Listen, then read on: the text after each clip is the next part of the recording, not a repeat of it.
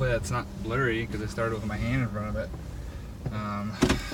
I haven't posted in this week. I don't think I've posted at all this week. It's been a kind of boring week. People walking across the street randomly and slowly. Anyway, yeah, this week was like kind of slow, also kind of hectic. I am blessing my baby boy Sam on Sunday, so that's really exciting. It's going through, and it's gonna be. I'm nervous, but excited. It'll be really great. Blessing him, giving him a name. I wrote notes so that I wouldn't forget stuff to talk about because I'm just like going over like the whole week.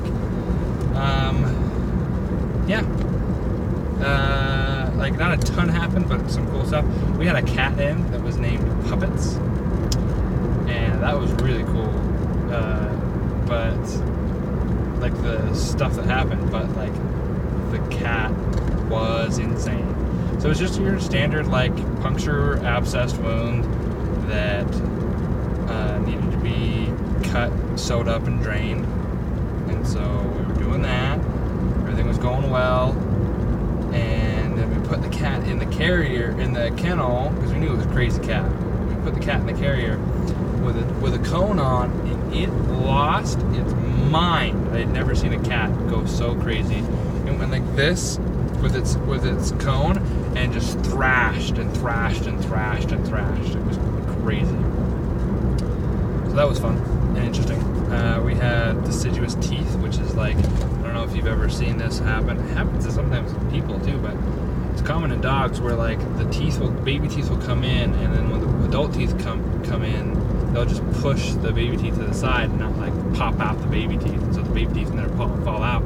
So this dog was like 2 years old, and it still had its baby teeth, so we had to like sedate it and do a full exam and basically full anesthesia and pluck those baby teeth out.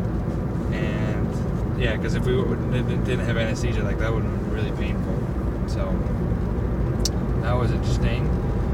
We had like 4 kitten neuters in one day, which it's like nothing compared to like spay and neuter clinics.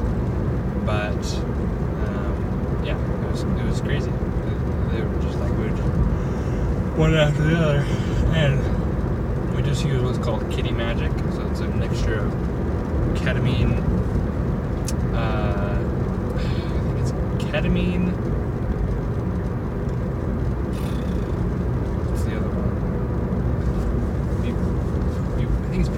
Ketamine, buprenorphine, and antecedent, and it's a combo of that like just knocks out the cat, but safely, so that we don't have to put like a tube in their mouth.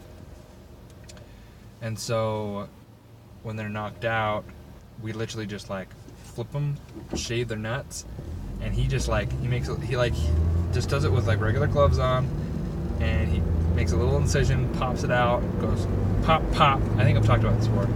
2 pops, and then he does this little knot with it, cuts it, and pulls it through, and ties it in a knot with its own epididymis, and then puts it back in, and glues it up, and that's it. Like, it's really quick and easy.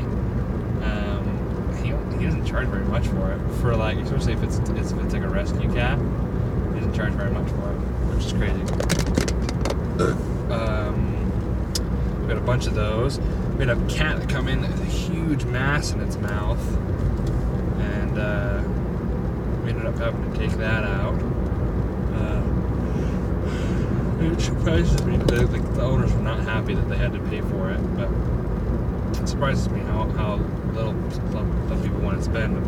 I get that, because I'm like that sometimes, and like, I don't know what I want to spend money for like $1,000 surgery. I don't know.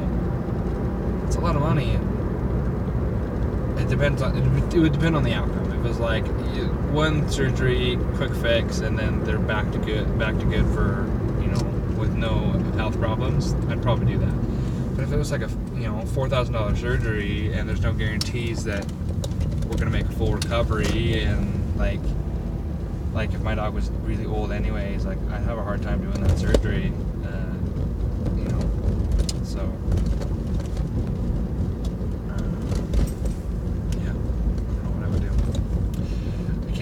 like doing an amputation on like a dog that I have known forever, like Rocky. Like Rocky's leg is gone. Like, what would I do? Like, I would freak out. Like, he would freak out. I can't imagine. Like, he's 9 years old. Like, he's lived with his leg for 9 years of his life, and then he wakes up one day and it's gone. We cut it off. Like, ugh. Or you pay $5,000 to have someone fix it. Like, oh my goodness, can't imagine. But yeah, that happened with the cat in the mastiff's mouth. We have this poor cat in our clinic named Wallaby, and he just is not doing good. It's sad. He can't get him well enough to send him home. He's been in the clinic for about 2 weeks now, and just can't get him to a good spot. And I think we did a test, and he might have Panluke, I think it's called. It's like the it's not Panluke. I don't know what it is. It's the feline version of Parvo.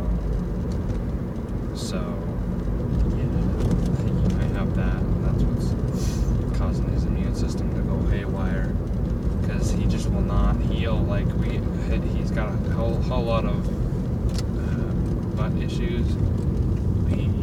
At first he was like really constipated, and now he's got that cleared out. And now he's having a little bit of diarrhea, and now we're back to, well, no, he was back to normal. Now he's diarrhea, and then we find out that he's got this disease, and so it's not looking good for him. But the sad thing is that he's just such a cute cat, and he's so happy and so playful. Like, it's just so sad, because he's young. He's this tiny little thing. Like, he is a young kitten, and we might have to euthanize, and that's just like heartbreaking, because he's so good looking. He's a good, handsome cat, and he's super nice and playful, and I think he's just in pain. So nothing we can do to make him feel better. Anyway, oh, looks like my in-laws are here. That's fun. I parked in the parking spot. Park really close to my car so my dad can pull in. That's all that happened. Like I said, kind of a slower week for really interesting things and surgeries. It's kind of getting monotonous, is the right word? It's just kind of getting the same thing over and over, which is not a bad thing. I still enjoy every single day I go in. It's hard because it's early, and I'm like tired by the end of the day because they're like long 9-10 hour days. But they're good, and I'm happy every single time I'm there. So, still doing good, still doing positive.